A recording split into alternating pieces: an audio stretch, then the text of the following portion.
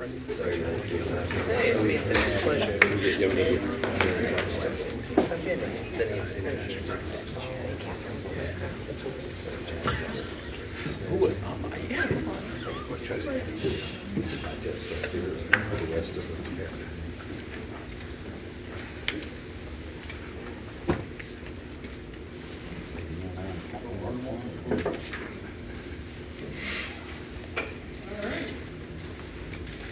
are getting ready to get started again. We want to welcome Carol Fleming, Jen Amgel, and their project, Writing for the Future.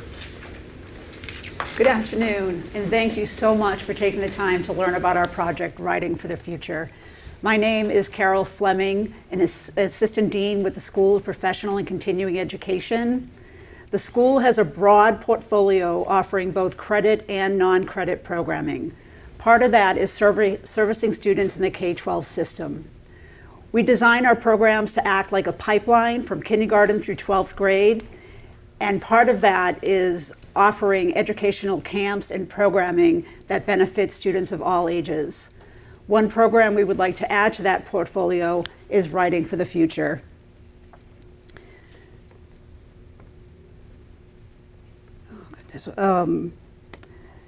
For about 10 minutes, you'll learn about this exciting and new program that will be beneficial to JMU students, high school refugees, and JMU as a university, and hopefully one you'd like to support. Jen? Hi, my name's Jen Amgel, and I'm a professor here in Writing, Rhetoric, and Technical Communication. And so we thought that it might help you to understand our focus on the refugee population by talking first about the impact the population has in our community. So since 2015, the Harrisonburg Immigration and Refugee Office, an arm of Church World Services, has helped with the resettlement of about 794 refugees to our community. And these refugees have fled their homes because of war, famine, political unrest, general threats of violence. We're seeing this play out right now in Ukraine, for example. And so 60% of the youth that are in the Harrisonburg High School come from families where English is not the first language spoken in their home.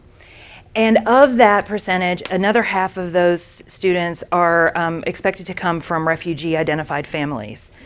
So after years working as the Youth Employment Coordinator for CWS, Rebecca Sprague, who's one of our partners on this project, has discovered that although the school has a lot of resources for students like this, students who are transitioning into these new spaces, that a real need continues to help refugees find good jobs and contribute to our local economy, and also to advise students on choosing part and full-time jobs that will help them to kind of figure out their long-term career goals and possibly college. So one of the first things we tell WRTC students when they're writing about a project or an idea is to put a face on it. So I would like to introduce you to Rita.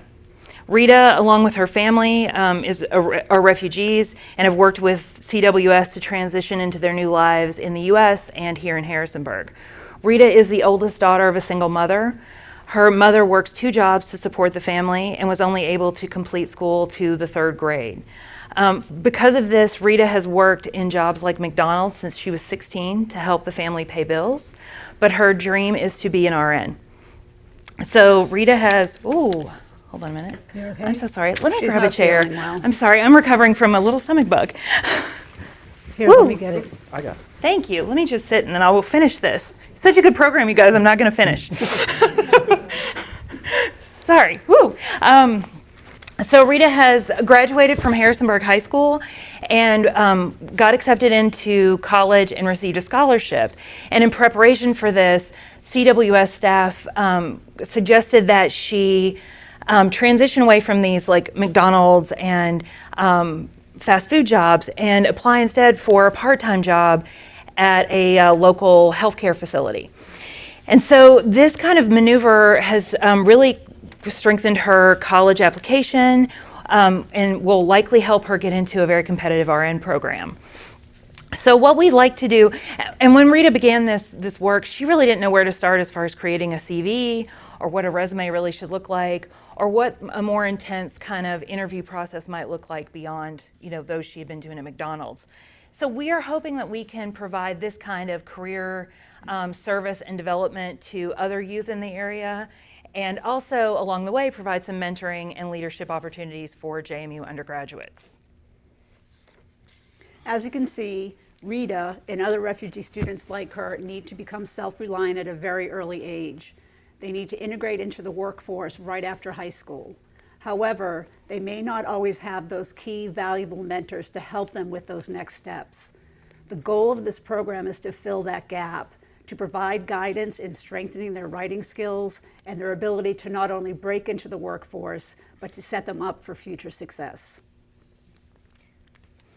So our plan then is to bring together the School of Professional and Continuing Education with their ties to K through 12 ed, and the School of Writing, Rhetoric, and Tech Comm, and our expertise in professional writing.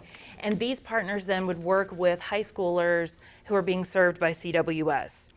So the students in my class, called Writing in the Community, would prepare and guide 6 on-campus sessions for 15 high schoolers from this target population.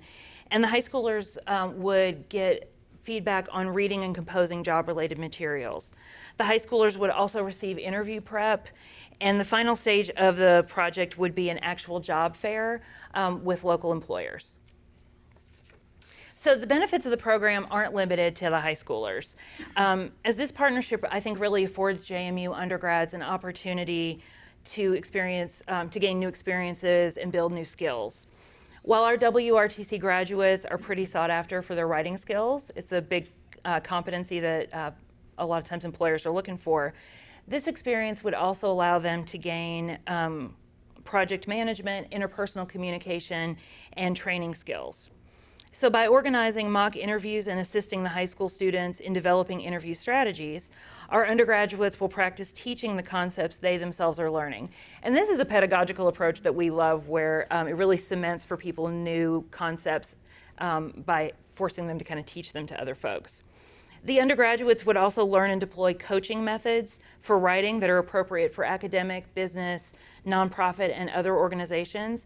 And this ability to go into a business and be a writing coach is also highly marketable. So we think that could be another skill that our students could take away from this. The on-campus sessions will provide opportunities to collaborate with those from very different cultures, and this feels pretty invaluable in our global economy. Importantly, this sort of community partnership fosters ideas of civic engagement that are bedrock to JMU's mission to develop educated and enlightened citizens, the kind of students and future professionals who strive not only for their success, but for that of others. So the timeline that we're envisioning is that the class would take place in spring 2023, and the first month of class would really be spent with preparing the undergraduates to work with very diverse populations, and also get a better idea for the employment landscape in our community. In February and March, the high schoolers would be transported to campus for 90 to 120 minute sessions, and that would depend on what works best with their schedule as we continue with the program. These sessions would largely consist of one-on-one and small group mentoring to help high schoolers draft cover letters and CVs, prepare for interview questions, and even talk about proper interview attire. One session will also focus on college applications, with JMU admissions folks coming to talk with high schoolers who might be prospective Dukes. In March, the undergraduates would organize a job fair, and in doing so, again, gain, I think, really important project management skills. And the final event will be a job fair at the Ice House in April, where we hope to attract at least 8 local employers from a variety of industries to come and interview the students. To make Writing for the Future a success, we are seeking $14,530. As you can see from our budget, one of our line items is transportation. These students would need to be transported from the high school to JMU's campus and back home again in the evening. The most expensive line item here is equipping these students with the right tools, which means purchasing 15 laptops that JMU will loan out during the duration of this program, and then we would have for future programs that we want to run sometime later. These students who often arrive here with very little, for these students that arrive here with very little, providing clothing for interviews is important.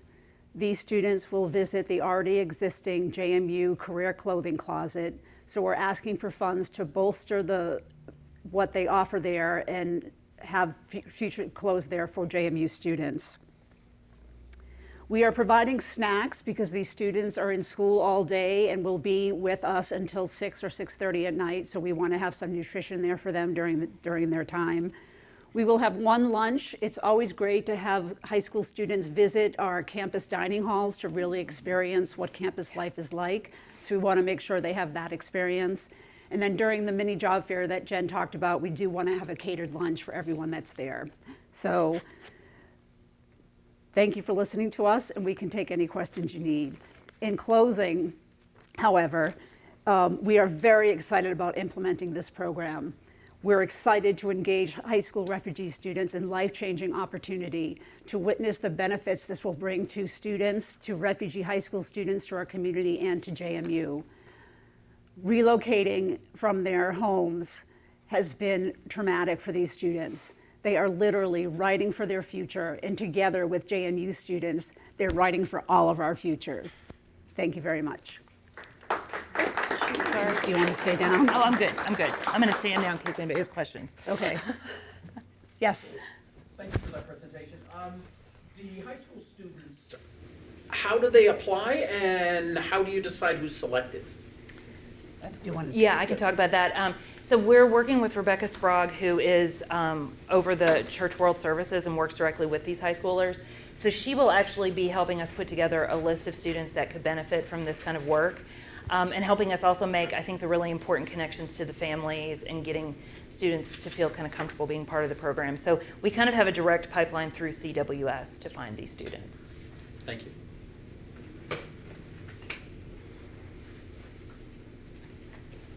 Yes. Given the schedule of the students in your class and given the schedule of the high school students, how do you align those so that they match? And in cases where they may not, where the high school students are still working toward the goals that they've set, how do you handle that transition in terms of where they are left off when the college student finishes the class?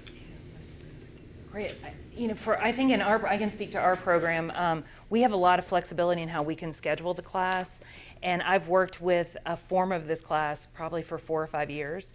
And so students kind of come in understanding that it's not your regular seminar class. And so we'll talk with them about how we position the class so that it will really focus in on that 90 to 120 minute space that we need for the high schoolers. And as far as the, keeping those connections going, I think having Rebecca on our team would allow us to keep our college students in contact with the high school students. A project that I did previously was also kind of working with Carol's group. We worked with young women in the middle schools.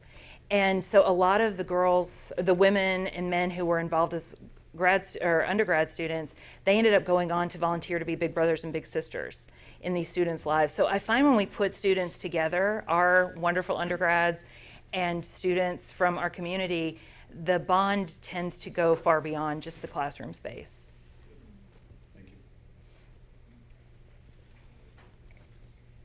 All right, I have 2 Zoom questions we're going to take. Actually, if it's okay with you, I'm going to answer the first one for you since I helped facilitate this conversation. Robert Reed-Schneider asked, where is the career clothing closet? Is it all new clothes? Do they accept donations? And where is it? And this is actually an outgrowth of a former Madison Trust project that's part of that campus pantry we talk about. What they do is it's a program where they accept donations from folks of gently used career clothing. They do buy some new clothing through donations that they receive through off-campus living. And it's actually a pop-up. It moves around campus. They advertise it for students, and students can come, especially around career fair time and times where we know activity in career and academic planning where there's a high number of on-campus interviews. So it bounces around so these students that don't have a piece of clothing can go find it. Is that okay? Mm-hmm.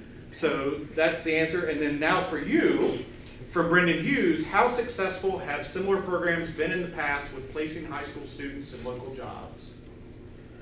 It's a good question. I haven't done this before, so I don't know. I don't know if you've had... We haven't done it. We've done a lot of work with dual enrollment with high school students, partnering JMU students with high school students, but never in a job atmosphere. So this is brand new, and we feel really excited about it and looking forward to it, and we think it's going to be great.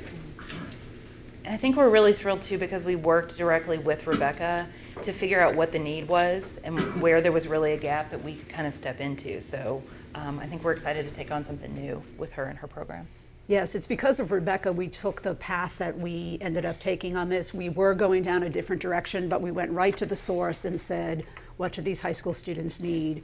And she flat out said they need resume writing, job interviewing, prep, and CV composing. So we got it from the expert, and that's where we're going with it. Rebecca's not unknown on campus. She got something akin to this going in computer science as well, where her husband teaches. Thanks, Bob.